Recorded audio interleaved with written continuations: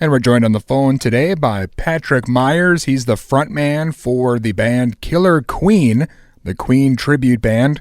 And they had a show set for April 2nd at the Fitzgerald Theater in St. Paul. Because of the coronavirus, that has now been rescheduled to October 18th. Hey, Patrick, how you doing today? Yeah, good. Excellent. It's great to be speaking with you. Thanks for joining me. Hey, that's all right. Well, for the listeners out there who maybe didn't hear the last time we chatted a couple of years back, can you tell the listeners a bit about the band, Killer Queen? Well, we formed a while back before they were even tribute bands. We just got together because we, like a lot of people, we missed seeing Freddie Mercury live, and we were devastated when we realised they'd never tour with that incarnation again, and Freddie had passed. So we thought we'd just do a show for ourselves, really.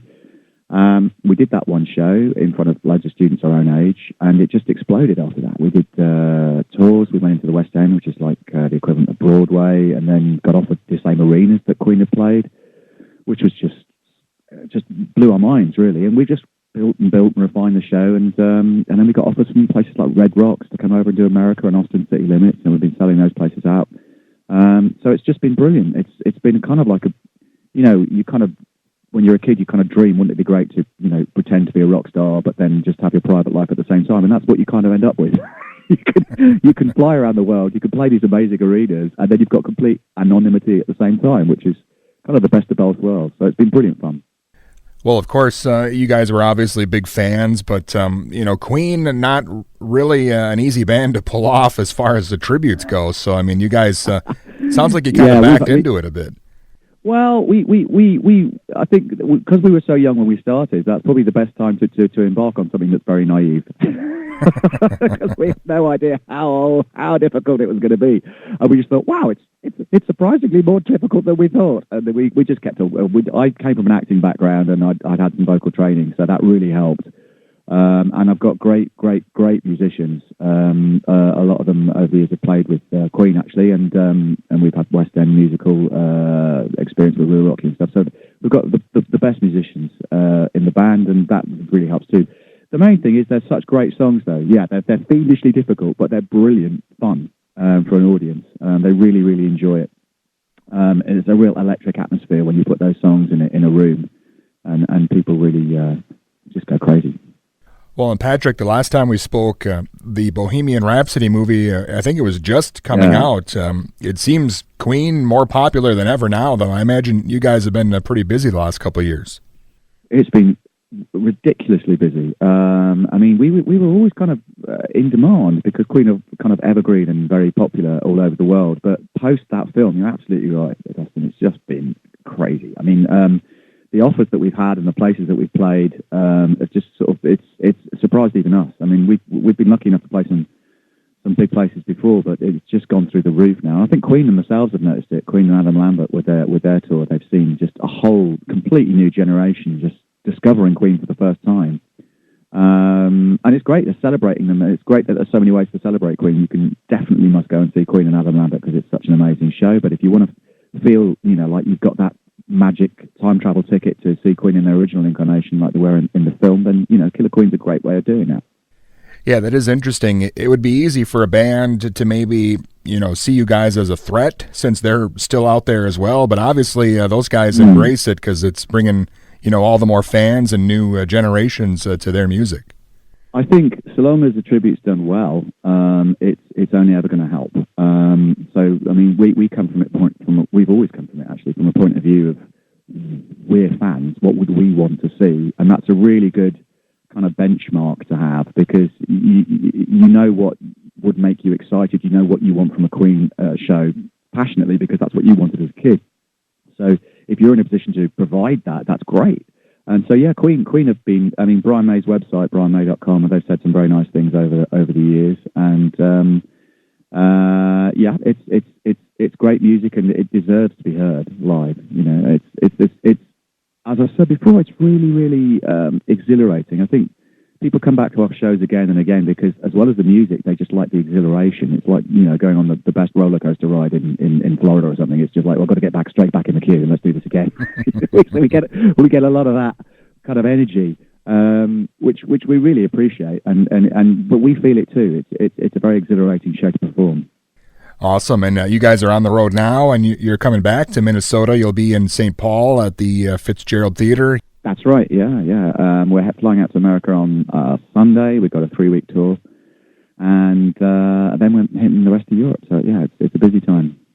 Well, Patrick, what's for the listeners who haven't seen you yet? What's a Killer Queen show like? I know you guys do the hits, of course, but are you trying to drop in, maybe some more obscure stuff for the diehard fans? We're very interested in. Of course, there's such and with a career as long as Queen, there's a lot of hits to cover. But you've got to, I think, you've got to deep dive into those albums and pull some things out that people wouldn't necessarily have heard if they've only familiar with the hits, because there's so many great songs to choose from that people don't necessarily know, but they just absolutely adore. There's a few tracks that we do. People write in and say, "Oh, I've forgotten all about that song. That's such a great song," or "I've never heard that song before. Where can I find it? What album is it? I really, really love it." So it's great to sort of bring a wider palette of Queen's music to an audience too. So yeah, no, we really enjoy doing those tracks. But of course, you get all the great stuff too. You get all the stuff that everyone has to hear. Bohemian Rhapsody, The Under Pressure, the Not All Bites the Dust, Fat Bottom Girls, all those Killer Queen, all those amazing tracks. Who Wants to Live? I mean, you just list how great they are. But so we do a fairly lengthy show, but we make sure we put some surprises in too. Well, and as you mentioned earlier, with a band like Queen, a lot of their stuff is tough to pull off. A lot of it was kind of more for the studio, so I imagine it's tough to get some of that stuff out on stage. Yeah, I think the main thing that people focus on is the middle opera section for Bohemian Rhapsody, which we didn't know because Queen sort of left the stage and didn't do that bit live, and they still do it that way. I was thinking, oh yeah, we'll probably do the same. But just before we started the band, I saw another act who they may still be going, but they were kind of like a party band called the Funking Bar Stewards. You have to say that name carefully. But anyway, they did it. I was backstage. I was working backstage at a venue, and I saw them play, and they were amazing. They played Bohemian Rhapsody. I thought, how are they going to do the middle bit? Because I had in my mind at the time, this is before Freddie passed, maybe to put this thing together, and they actually played it. And I realised they'd underscored. You can do things with a 4-part harmony if you underscore it percussively enough.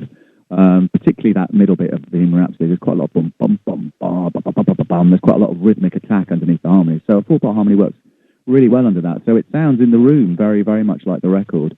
But you have to rehearse that one. You have to keep on rehearsing that one. We're proud of that bit of the show though, because it's an opportunity to sort of step up to the mark, pulling that bit off. So yeah, it's good.